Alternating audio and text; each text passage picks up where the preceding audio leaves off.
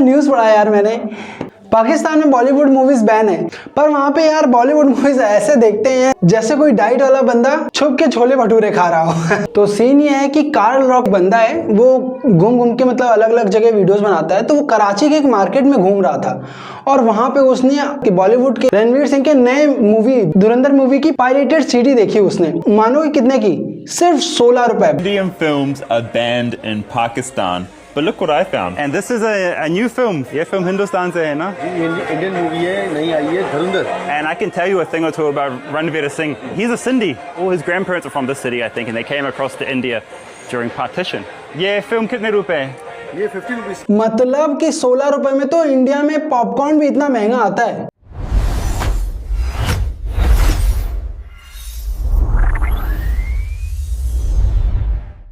पाकिस्तान में तो Bollywood movies ban है ऑफिशियली भाई, लेकिन वहाँ के लोग वीपीएन और पायरेसी के इतने बड़े डॉक्टर स्ट्रेंज हैं कि बैन होते ही मूवी वहाँ पे नेटफ्लिक्स पर नंबर 1 हो जाती है। आयरनी तो देखो यार कि इनका पूरा एंटरटेनमेंट सिस्टम ही जुगाड़ पर टिका हुआ है। 70s में वीसीआर आया, 90s में दाऊद भाई ने सदाफ नाम से सीडी की फैक्ट्री खोल दी। मतलब दुश्मन से नफरत पूरी है, पर दुश्मन की आइटम सॉन्ग के बिना शादी अधूरी है। उनके सिनेमा हॉल तभी चलते हैं जब इंडियन मूवी लगती है, और जब बैन हो जाते हैं तो हॉल बंद। पाकिस्तान में भारतीय फिल्मों की नुमाइश के बाद जहां सिनेमा घरों में शायकीन की तादाद में इजाफा हो रहा है, तो वहीं उजड़े हुए सिनेमा हॉल्स की रफ्तार रफ्तार रौनक भी बहाल हो रही है।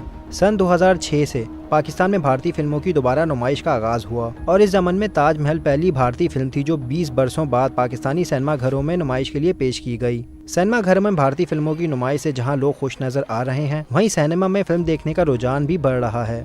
इंडियन फिल्मों की वजह से अच्छा फ्यूचर है, वैसे तो सही नहीं। कोई फिल्म इस काबिल ही नहीं है कि लगे, या लगती है तो समझ में नहीं आती है, स्टोरी का कुछ पता नहीं, लिहाजा लोग जाहिर सी बात है इंडियन मूवी को लाइक करते हैं। सिनेमा मालिकान का कहना है कि भारतीय फिल्मों की नुमाइश के बाद लोग दोबारा अपनी फैमिलीज के साथ घरों से सिनेमा का रुख कर रहे हैं, जो कई बरसों से सिनेमा घरों को खैरबाद कह चुके थे।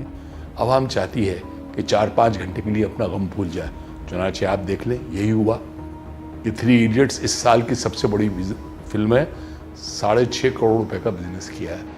शहरियों का कहना है कि भारतीय फिल्मों की नुमाइश से पाकिस्तानी सिनेमा घर तो आबाद हो जाएंगे, लेकिन पाकिस्तानी फिल्मी सनत जो पहले ही तबाही के दहाने पर है, मुकम्मल तबाह हो जाएगी। और पॉपकॉर्न बेचने वाले सब बेरोजगार। Is in some ways so dependent on India in terms of art and all of that, that since Indian movies have been banned, it's so hard for Pakistanis to make successful movies, commercial movies that people will come to the cinema for.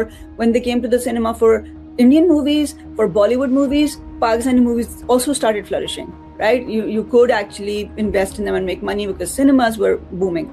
So now Pakistan, that's the thing that, without India, Pakistan's commercial prospects. लो भाई, ये तो वही बात हो गई कि हमें तुमसे जलन भी है और तुम्हारे बिना गुजारा भी नहीं। बाय द वे फैक्ट ये है कि पाकिस्तान में 90% से ज्यादा केबल कंटेंट इलीगल है और एक साल में वहाँ लगभग 230 मिलियन पायरेटेड डिस्क बनती हैं।